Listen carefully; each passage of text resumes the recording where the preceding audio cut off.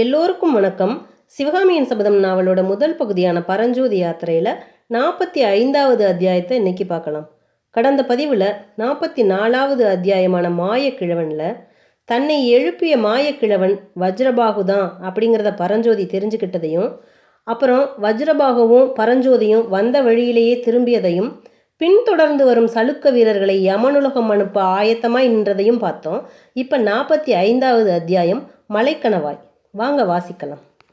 சூரியன் உதயமாகி 2 நாழிகை பொழுது ஆனபோது அந்த மலைக்கணவாய் பிரதேசம் கோரமான ரணகலமாய் காட்சியளித்தது.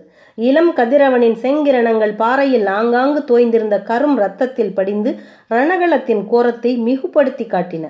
கால்கை வெட்டுண்டும் தலை பிளந்தும் தேகத்தில் பல இடங்களில் படுகாயம் பட்டும் உயிரிழந்த 9 வீரர்களின் பிரேதங்கள் அந்த கணவாய் பாதையில் கிடந்தன.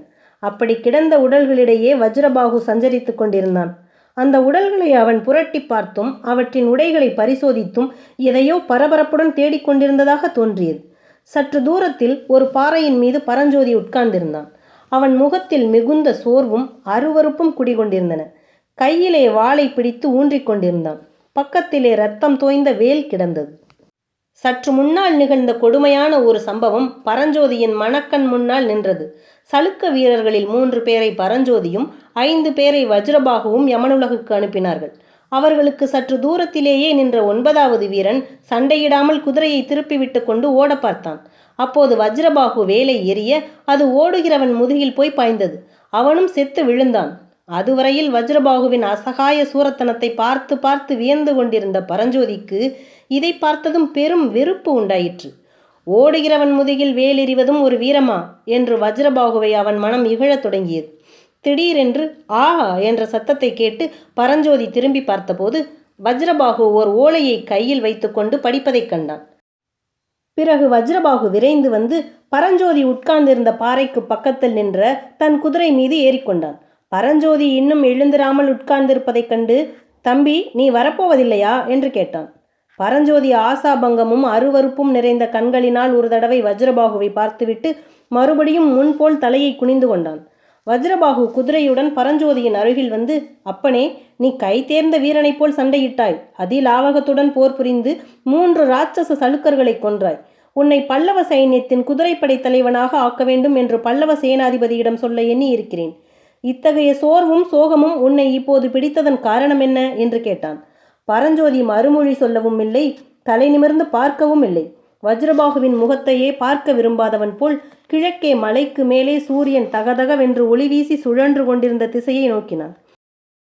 வஜ்ரபாகு குதிரையை இன்னும் கொஞ்சம் பரஞ்சோதியின் அருகில் செலுத்தி கொண்டு கூறினான், தம்பி, உன்னை இந்த நிலையில் பார்த்தால் எனக்கு யாருடைய ஞாபகம் வருகிறது தெரியுமா? குருஷேத்திர போர்க்களத்தில் இருதரப்பு சைன்யங்களும் வந்து யுத்தத்துக்கு ஆயத்தமாக நின்றன. யுத்தம் ஆரம்பிக்க வேண்டிய சமயத்தில் அர்ஜுனன் வில்லை தேர்தட்டில் போட்டுவிட்டு, எனக்கு ராஜ்யமும் வேண்டாம், ஒன்றும் வேண்டாம், என்னால் யுத்தம் செய்ய முடியாது என்று சோகமடைந்து விழுந்தான்.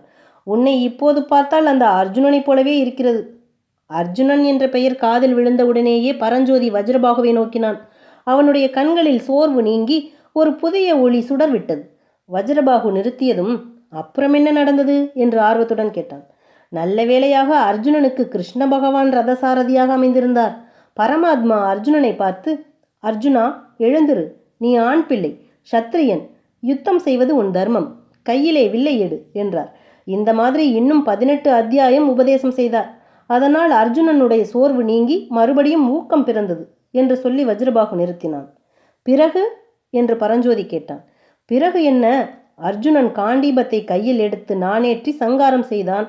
கிருஷ்ண பகவான் பாஞ்சஜன்யம் என்கிற சங்கை எடுத்து பூம் பூம் என்று ஊதினார். உடனே மகாபாரத யுத்தம் ஆரம்பமாயிற்று. யுத்தம் எப்படி நடந்தது என்றான் பரஞ்சோதி. லட்சணம்தான். இங்கே நான் உட்கார்ந்து உனக்கு பாரத யுத்த கதை சொல்லி கொண்டிருந்தால் இப்போது நடக்க வேண்டிய யுத்தம் என்ன ஆகிறது என்று சொல்லிவிட்டு வஜ்ரபாகு தன்னுடைய குதிரையை திருப்பிக் கொண்டு அந்த மலைப்பாதையில் மேலே போகத் தொடங்கினான். பரஞ்சோதி துள்ளி எழுந்து வேலையும் வாளையும் எடுத்துக்கொண்டு தன் குதிரையின் மீது தாவி ஏறினான். விரைவில் அவன் வஜ்ரபாகுவின் அருகில் போய் சேர்ந்தான். வஜ்ரபாகு திரும்பி பார்த்து, தம்பி, வந்துவிட்டாயா? உன் முகத்தை பார்த்தால் என்னோடு சண்டை பிடிக்க வந்தவன் மாதிரி தோன்றுகிறது, அப்படித்தானோ என்றான். பயப்படாதீர்கள். அப்படி நான் உங்களோடு சண்டை செய்ய வந்திருந்தாலும் பின்னாலிருந்து முதுகில் குத்திவிட மாட்டேன். முன்னால் வந்துதான் சண்டை செய்வேன். போர்க்களத்திலிருந்து ஓடும் எதிரியின் முதுகில் வேலை எறிந்து கொள்ளும் தைரியம் எனக்கு கிடையாது என்று பரஞ்சோதி கசப்பான குரலில் கூறினான்.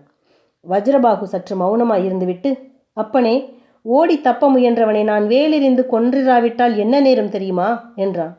என்னதான் நேர்ந்துவிடும்? நாம் பார்த்த மாபெரும் வாதாபி சைன்யம் 1 மாதத்திற்குள்ளாக காஞ்சி நகரின் வாசலுக்கு வந்து சேர்ந்துவிடும். வைஜெயந்தி பட்டணத்துக்கு என்ன கதி நேர்ந்ததென்று சொன்னேன் அல்லவா? வைஜெயந்தியின் கதி காஞ்சிக்கு நேருமா? பல்லவ சைன்யம் எங்கே போயிற்று? மகேந்திர சக்கரவர்த்தி எங்கே போனார்? அதுதானே மர்மமாயிருக்கிறது தம்பி. காஞ்சியிலிருந்து கிளம்பிய மகேந்திர பல்லவர் எங்கே போனார் என்பதுதான் யாருக்கும் தெரியவில்லை. அவர் இன்னும் பல்லவ சைன்யத்தின் பாசறைக்கு வந்து சேரவில்லையாம் என்றான் வஜ்ரபாகு.